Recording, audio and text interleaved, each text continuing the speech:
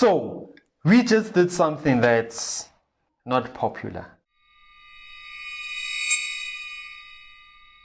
I mean, I've been talking to Lebo about this, that how about we remove our video talking about wholesaling? If you want to find out, watch the whole video. Before we actually get to the bad news, next week from Monday, we are doing a 30-day challenge whereby we will be posting from Monday until Friday on 7 p.m. talking about property investing. Trust me, we already know that it's going to be exhausting for us because we have so much content that we actually want to give to you. So now we need to actually start recording so that we can actually deliver on what we are actually saying. We always deliver. So how we want to put a spin to this is that we want to actually engage with you. So what we're going to do, even on Saturday, we are going to be having a live session on Instagram and Facebook whereby we'll be engaging with you, talking about the fundamentals of whatever topic that was spoken about in that week. So looking forward to that. So now, you want to tell the people why we did that? This is going to be one of those videos, guys, that one doesn't want to hear, but they need to hear. So what happened is that we were actually sold this idea. It happened to us. We were sold this idea of getting into property without any money down. And then I'm not saying that this is impossible. I'm not saying that this doesn't happen elsewhere. However, what we're saying is that it's quite difficult to find yourself soaring in that field. So there are people that are soaring in that field in terms of they have the mileage and they have the results. But let us look at wholesaling in its practicality. When you're looking at being a property investor, looking at wholesaling in particular, you need to be a really experienced property investor, because now when you're looking at this particular strategy, you are actually going to be needing, number one, property investors that are actually willing to buy, as in yesterday. Number two, you're also going to be needing deals that are off market, because now say for instance you have a particular deal that is on Property 24 and now someone can actually get it at a very cheaper price than you are actually advertising it. In that particular way, you might not be able to actually convince the property investor why they should actually buy this property from you and not going to this site. So now in that way, you might not actually be getting so much traffic that's coming to you. However, if you have property investors that are willing to buy as soon as possible, and you have deals that are actually off market and nobody has access to them, that makes your situation better. And now let's be honest, for most people, we are not really motivated to go door to door and actually advertise that I'm looking at selling your property below market value. How this might be possible is that if you have a funnel of real estate agents and they are telling you that before they actually advertise their properties, they are going to give them to you to advertise on your market for around 1 week, then that makes the process easier for you to actually sell properties that are actually off market. I mean, looking at it, guys, from the onset is that with wholesaling and most of these no money down deals, let's practically look at it. Is that now, yes, we know that you have the time and then somebody else has the money.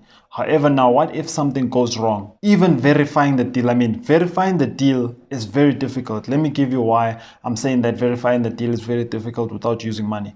If I'm going to go to a property and then look at it, let's say it's off market, from just getting the property itself, how am I going to get a property off market? I need to be constantly filling that funnel with numbers. I need to be getting cell phone numbers of people that want to sell the properties. And now if I don't have a brand behind me, it's also going to be difficult in terms of how will person A trust me if I'm saying that I don't have a brand behind me and I want to sell this property. So it'll become difficult for them to trust me. Let's just say they do trust me. Me evaluating the damage within that property with a naked eye will be very difficult, and it will be untruthful to the property investor, because now when the property investor is coming in, they will be using their hard-earned cash or their hard-earned credit to invest in that property. So let's just say my estimator went there and was like, okay, there's not so much that needs to be fixed. Minimal things needs to be fixed. So I would say around 80,000, only to find out that the things need to be fixed are actually equating to about 100,000 or 150,000. That actually does make me as the wholesaler put my property investor in a type of situation whereby I wouldn't like to be in. And again, we did a poll. It was quite interesting, whereby the poll was, would you be willing to actually allow your tenant rent to own? Just want to break it down. With you as the landlord, would you be willing to let your tenants them pay rent, and in them paying rent, they're actually owning the property? So X amount of years of them paying whatever that you agreed on as rent, they would officially own it. 80% of the people said no. Somebody did DM us, and it was quite interesting, our conversation with them, that somebody did DM us and say, guys, it's funny how I'm looking for the very same deal I would never put myself in. He or she was like, I would never put myself in that option whereby being the landlord and saying, I would let my tenant rent to own. However, at the same time, I'm looking for such a setup. So now that we've actually spoken about that, right, let's go down to the no money down option, right? So we are saying that I'm going to be investing in a property. However, I'm not going to be using any of my money. Let's be realistic. How are you going to move from that particular property that you are living in to the property that you'd want to actually be investing in? Because now no money down literally means that I didn't actually take any of my money out of my pocket. So now when you're looking at your transport that you'd be actually using going to and from, when you're looking at the airtime that you'll actually be using, when you're looking at yourself, right? So now our time is also valuable. When you're looking at those particular elements, you are actually going to be using a certain level of money in that particular property. It might not be as much as someone that wants to own a property. However, it won't be no money down at all. We're not saying that wholesaling is not practical. We are saying that wholesaling and your no money down deals will need a whole lot of work. And again, somebody might pitch that, guys, you know what, with this type of strategy, you get infinite returns. So it's no money down, you're getting infinite returns. At what cost? Okay, you are right in terms of saying that we can't put a percentage to the return on investment that I'm getting. For instance, let's say I managed to speak with Lebu. I'm renting to rent his property, even though I know that he won't agree for me to do that. Let's just say by miracle, he did say, go do that. And then I'm renting to rent. And then I'm telling people that I'm getting an infinite return on investment. I'm getting 500 bucks. I'm getting 500 rent from the deal. And then I have an agreement with Lebu saying that I'm going to rent your property. Guaranteed. I'm a student, or I'm not even working at that point in time. And then the tenant leaves.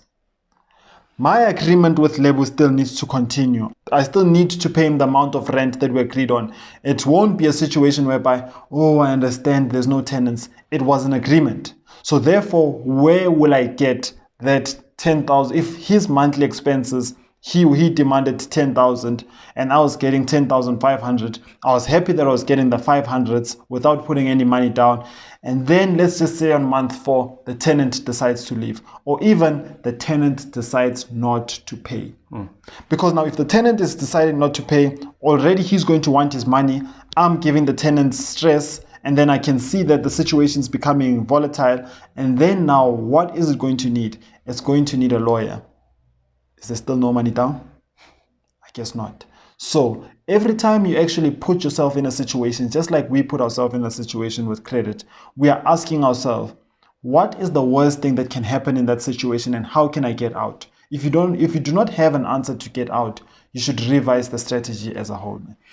I mean, we are here to actually tell you what's truth and what's not. So now the decision would then be up to you. If you are actually willing to handle all of those, then go for it. Go for wholesaling. However, if we actually did share a lot of light in terms of wholesaling, then you know that maybe I need to be looking at a different strategy.